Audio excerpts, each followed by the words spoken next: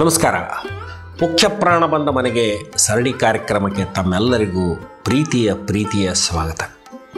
ಆತ್ಮೀಯರೇ, ಸಮಸ್ತ ವೀಕ್ಷಕರಿಗೆ ಗೌರಿ ಗಣೇಶ ಹಬ್ಬದ ಹಾರ್ದಿಕ ಶುಭಾಶಯಗಳು.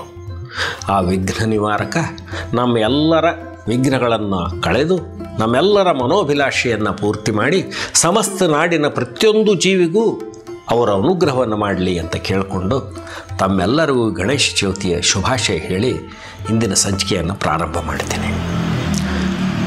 ಆತ್ಮೀಯರು, ಇವತ್ತು ನಾವು ನಮ್ಮ ಸಂಚಿಕೆಗೆ ಆರಿಸಿಕೊಂಡದ್ದು ಬೆಂಗಳೂರಿನ ನೆಲಮಂಗಲದಲ್ಲಿರುವ ಅಭಯಹಸ್ತ ಆಂಜನೇಯ ಸ್ವಾಮಿಯ ಚರಿತ್ರೆಯನ್ನು. ದೇವಸ್ಥಾನ ಬಹಳ ಪುರಾತನವಾದದ್ದಲ್ಲ, ಆದರೆ ಆ ಹನುಮಂತ ದೇವರ ವಿಗ್ರಹದ ವೈಭವ ಮಾತ್ರ ಅದ್ಭುತ.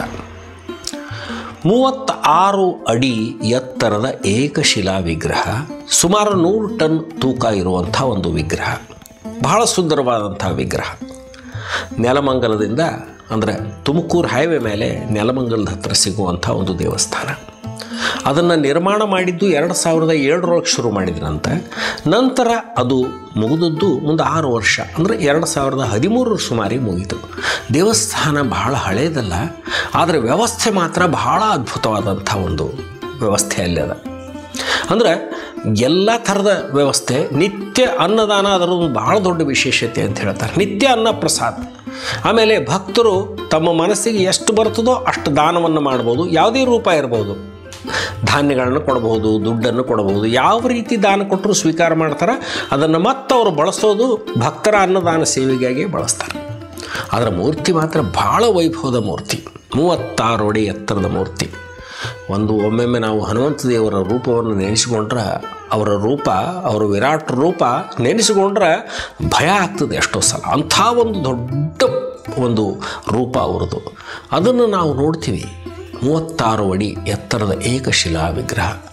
ನಾಡಿನಲ್ಲಿ ಜಗತ್ತಿನಾಗ ಭಾಳಷ್ಟು ಕಡೆ 105 ಅಡಿ, 85 ಅಡಿ, 52 ಅಡಿ, ಸಾಕಷ್ಟು ಕಡೆ ಅವ.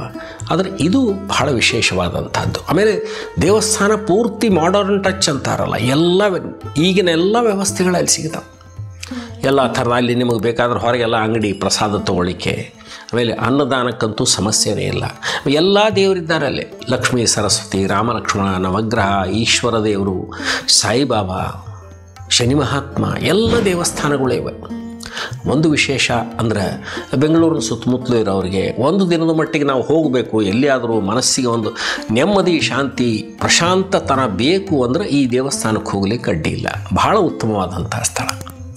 ಈ ಹನುಮಂತ ದೇವರು ಅಲ್ಲಿ ನಿಂತುಕೊಂಡು ಸಾವಿರಾರು ಭಕ್ತರಿಗೆ ಅನುಗ್ರಹ ಮಾಡ್ಯಾರ. ನಿಮ್ಮೆಲ್ಲರಿಗೂ ಅನುಗ್ರಹ ಮಾಡಲಿ ಅಂತ ಹೇಳ್ತಾ ಇನ್ನೊಂದು ಸಲ ತಮ್ಮೆಲ್ಲರಿಗೂ ಗಣೇಶ ಚೌತಿಯ ಶುಭಾಶಯಗಳನ್ನು ಹೇಳಿ ಈ ಸಂಚಿಕೆಯನ್ನು ಮುಗಿಸ್ತೀನಿ.